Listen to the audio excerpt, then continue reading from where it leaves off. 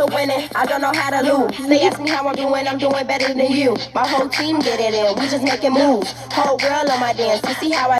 Correct aspects of the movement include the head and chest staying up and pointing forward throughout the movement.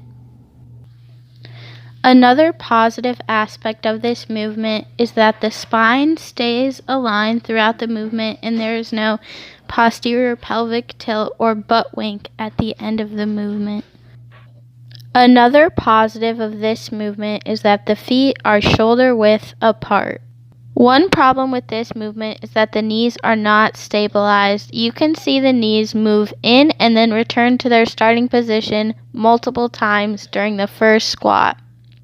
As a cue, I would tell the client to keep their knees out. As a corrective exercise, I would recommend seated hip abduction with a resistance band.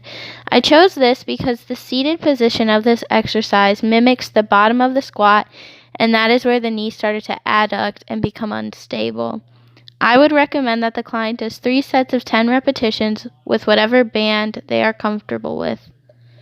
Another negative about this movement is that the client does not get low enough in their squat. You should aim to have your femur parallel to the ground at the bottom of the squat. As a cue, I would tell the client to get lower and keep their weight in their heels. I believe that the client was unable to reach the proper depth in her squat due to ankle immobility. I would recommend that she completes ankle dorsiflexion stretches to increase her range of motion. I would recommend 2 sets of 30-second holds for each ankle. In the meantime, I would recommend that the client does squats with her heels elevated.